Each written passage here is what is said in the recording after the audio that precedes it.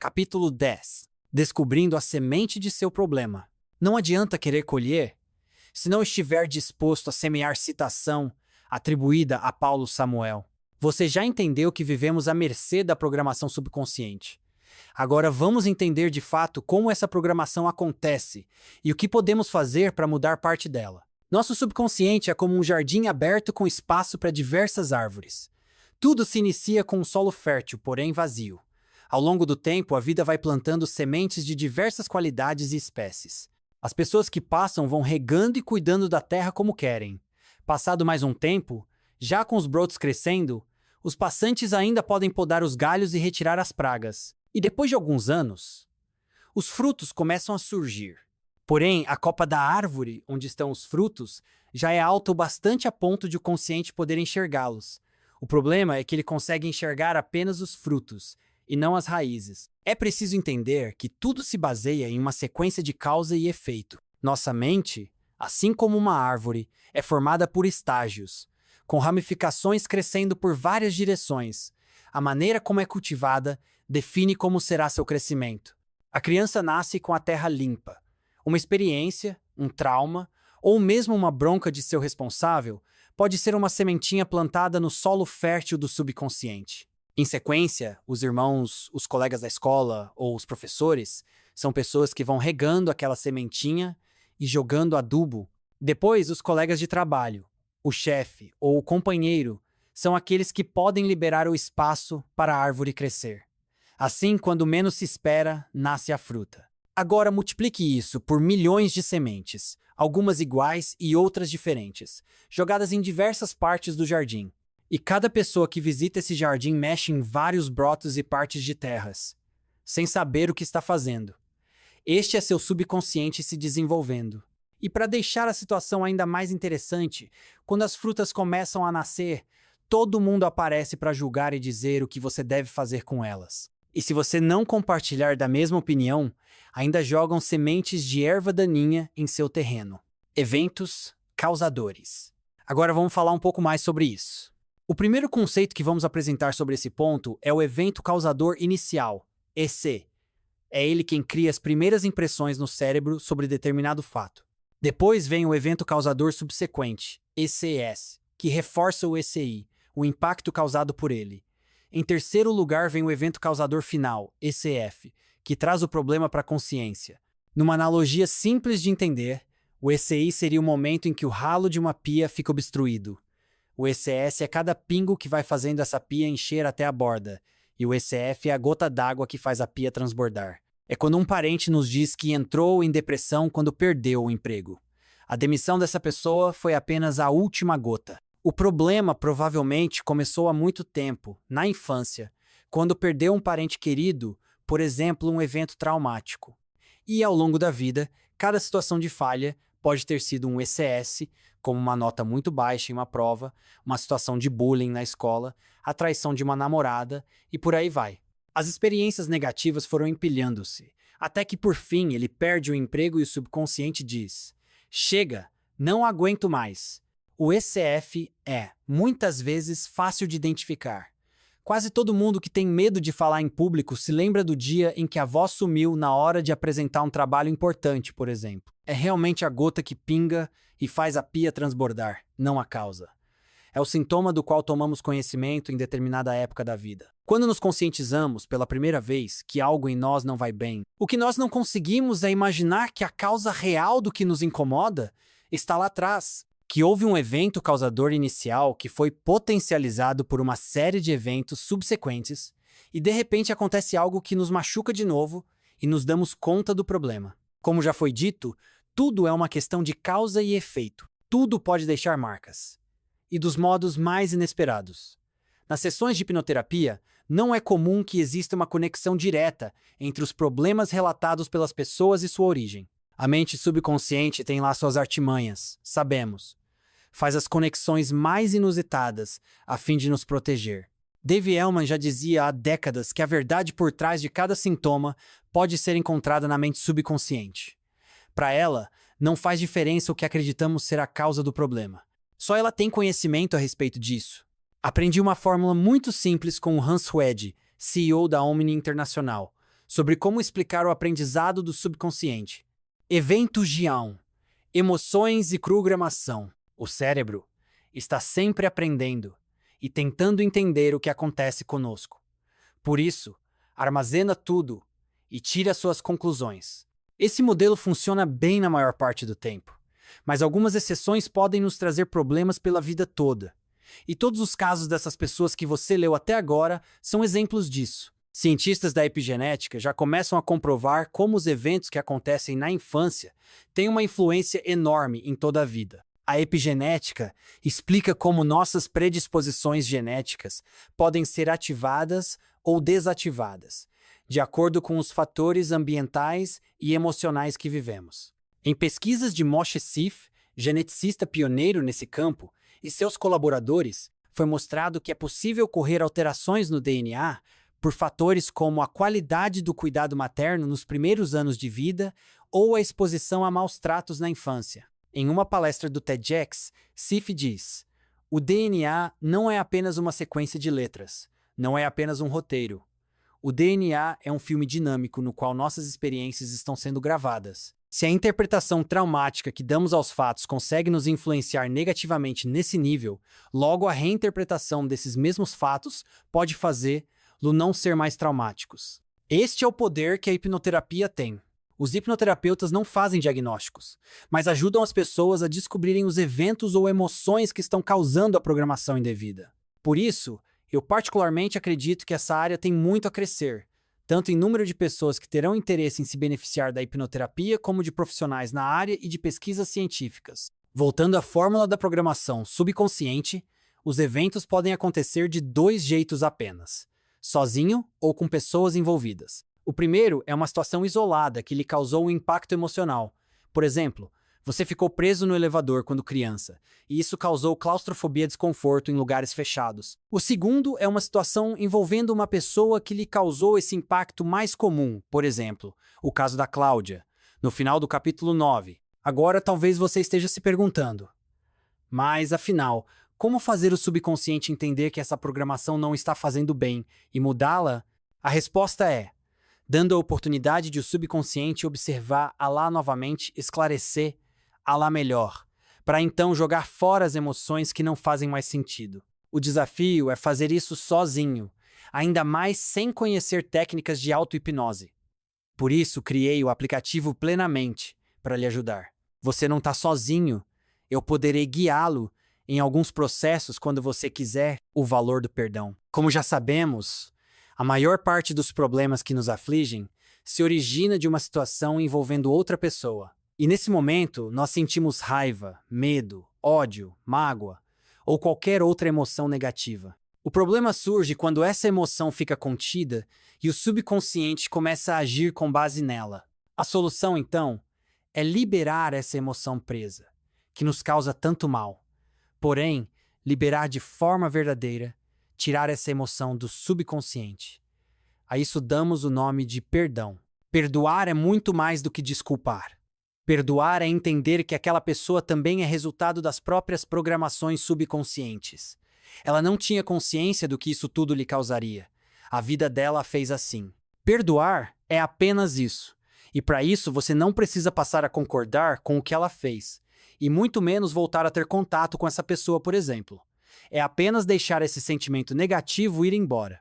Este é o valor do perdão. Li certa vez que perdoar não é libertar quem lhe fez mal, mas libertar-se do mal que lhe fizeram. Achei perfeito e tem tudo a ver com o que nós estamos tratando aqui. Não é possível fechar uma ferida, mudar uma programação mental, sem a disposição de deixar para trás o que nos machucou.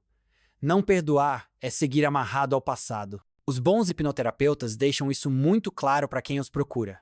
Neste momento, ainda não espero que você entenda o que é perdoar. O que você leu aqui é um entendimento consciente. Porém, o perdão é um processo subconsciente. Só é possível se houver emoção. Apenas quem já perdoou realmente sabe o que é isso. Quando acontece, você pode sentir sinais em seu corpo. É como uma sensação de alívio. É comum falarem que parece que foi tirado um grande peso das costas. Você gostaria de sentir isso? Quer impactar seu subconsciente desse jeito? Em algumas páginas você terá essa oportunidade. Mas antes, quero contar uma história bem emocionante, para você ver como o perdão pode impactar uma vida. Lembrando que todas as histórias contadas aqui são reais. São casos de clientes meus e alguns de meus alunos. Então vamos ver a história do Fábio. O último, eu te amo antes da morte.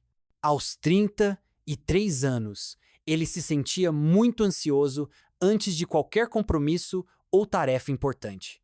Ficava nervoso. Se havia alguma viagem marcada, mesmo que a lazer, com a esposa, ele já ficava mexido dias antes, inquieto, desconfortável. Chegou ao ponto de desistir de sair de sua cidade algumas vezes. Veja você, em seu processo de hipnoterapia, ele se viu diante de uma mistura de sentimentos. Aos 3 anos, estava no velório do pai, minutos antes de o caixão ser fechado. Fábio não queria deixá-lo ir embora, mas ao mesmo tempo sentia raiva dele. Seu pai tinha morrido num acidente de carro, por negligência. Na família, ele era conhecido por ser imprudente ao volante e correr muito. Sua mulher não se cansava de pedir que ele fosse mais cauteloso. O motivo de tanta ansiedade do Fábio estava ligado ao fato de ele ter perdido alguém amado, de forma repentina, sem poder fazer nada para impedir. Sendo assim, o subconsciente provavelmente entendeu que era melhor evitar do que correr riscos. Para resolver a questão, o subconsciente do Fábio durante a sessão permitiu a criação de uma realidade imaginária. A cena do Fábio atual diante do leito de morte do pai, em seus últimos minutos de vida, tendo a chance de dizer a ele algumas palavras. Pai, mas por quê? Por que você fez isso? De novo, pai, de novo. Você vai morrer e está me deixando sozinho. A mim e a mamãe. Pai, nós ficamos desamparados agora. Eu odeio você. Por que fez isso comigo? Você tinha prometido que sempre ficaria comigo. Por quê, pai? Por quê? Você não podia. Não é justo! Você não podia! Em seguida, seu pai pegou sua mão e respondeu em prantos. Meu filho, você sempre foi tudo para mim. Eu queria ser um exemplo para você, mas não consegui. Eu sempre fui muito inseguro. Eu corria porque achava que assim estava me afirmando como homem. Fui um idiota, filho. Não sabia a gravidade daquilo que estava fazendo. Não pensei que pudesse acabar assim e deixar você e sua mãe. Saiba que meu coração nunca quis magoar vocês. As pessoas que eu mais amo e sempre vou amar. Eu fui um fraco, eu sei. Você não merece isso. Por favor, meu filho, me perdoe. A única coisa que me resta agora é o seu amor e o de sua mãe. Me perdoe, me perdoe. Percebendo a dor do arrependimento de seu pai e já o vendo suspirar em seus últimos minutos de vida, Fábio o abraçou enquanto falava em prantos. Pai, eu te amo tanto, pai. Eu entendo você. Está tudo bem. Eu e mamãe vamos ficar bem. Eu te perdoo, eu te perdoo, eu te perdoo. Eu te amo mais que tudo, papai. Eu te perdoo. Nesse momento, o pai de Fábio deu um sorriso de amor e de alívio e falou: Eu te amo para sempre e sempre estarei em seu coração. Estas foram suas últimas palavras para seu filho. Isso tudo foi real? Para Fábio foi. Lembra que a mente não consegue distinguir o real do imaginário? E isso se torna muito mais intenso quando se está em contato direto com o subconsciente por conta da hipnoterapia. Depois de abrir os olhos, no fim da sessão, Fábio se sentiu nadando num oceano de lágrimas. Elas pareciam pular dos olhos. Ele nunca tinha se sentido assim, tão emocionado. Até o seu corpo parecia mais leve, os ombros relaxados, uma emoção muito boa, única. Era a sensação da leveza, do perdão, de ter liberado uma raiva que ele nem sabia que sentia pelo pai. Agora a vida podia seguir em paz. Ele relata atualmente que 80% daquela ansiedade de antes não existe mais. Os 20% que ficaram acredita que é o normal que todos sentimos. O melhor é que nenhuma viagem nunca mais foi cancelada. Isso que aconteceu com o Fábio é muito mais comum do que se pensa. Muitas vezes temos sementes de mágoas plantadas em nosso jardim, de que ainda não nos demos conta. Principalmente quando perdemos alguém de forma repentina, sem termos tempo de nos despedir e mostrar nossos sentimentos. Acesse hoje o poder do perdão. Agora é a hora de você refletir e ter a oportunidade de se beneficiar do poder do perdão. Lembre-se de que perdão é esclarecer aquela mágoa e deixá-la para trás de forma verdadeira. Após ler a história do Fábio, provavelmente você soube quem você quer ou precisa perdoar. Se ainda não sabe, não tem problema, eu o ajudo a descobrir. O primeiro passo é não se preocupar em como seu desafio ou infelicidade atual se relaciona com a necessidade de perdoar alguém. O subconsciente não é linear, ele tem sua própria forma de conectar os pontos. Sem minha ajuda, Fábio nunca saberia que seu problema de ansiedade estava ligado ao acidente de seu pai, e muito menos que sentia raiva do pai por isso. Apenas pense em alguma situação que talvez tenha ficado mal resolvida com alguém, e você se sentiu injustiçado, magoado ou talvez com raiva. Por exemplo, com um amigo, um parente, um funcionário ou até mesmo um sócio. Ou talvez você não precise encontrar agora um sentimento pesado. Você pode querer perdoar simplesmente por não ter compreendido alguém em algum momento que foi preciso. Isso acontece, por exemplo, se você já teve que deixar ou foi deixado por alguém que amava, como em um relacionamento amoroso, ou mesmo alguém que morreu e deixa saudades. Também posso dizer que quase sempre, para não dizer sempre, nosso subconsciente guarda algum mal-entendido relacionado a nossos pais. São as pessoas que mais amamos na infância e de quem mais esperamos receber amor. Então, muitas vezes, uma bronca na hora errada, por mais que depois entendamos de forma consciente, deixa uma cicatriz. Posso contar um exemplo meu. Antes de me casar, minha noiva morava em Juiz de Fora, MG. Certo dia, eu estava ministrando um treinamento em São Paulo e assim que acabei a aula, como de costume, voltei rapidamente para o hotel. Minha intenção era ligar para minha noiva o quanto antes e passar o resto da noite conversando com ela. Como ela estava já alguns dias longe de mim e com muitas saudades, ela falou em certo tom de brincadeira que eu precisava me preocupar mais com ela, que não estava dando muita atenção. Nesse momento, fiquei muito nervoso. Surgiu uma raiva inexplicável dentro de mim. Obviamente, por eu conhecer como a mente funciona, fui atrás da explicação. Quando eu era criança, não gostava muito de ajudar com as tarefas domésticas, nem mesmo com a bagunça que eu mesmo fazia. Porém, algumas vezes a consciência batia e eu pegava para fazer algo, de boa vontade. E, em algumas dessas, quando minha mãe estava nervosa, ela falava que eu devia me preocupar mais com minhas coisas. E no momento, eu sentia que meu esforço não estava sendo reconhecido, e uma pequena emoção ia se acumulando. E a gota d'água para essa emoção transbordar de meu subconsciente foi em um momento comum, quando minha noiva não tinha reparado o meu esforço para ficar com ela. Quando eu descobri isso, minha mãe já era falecida havia alguns anos.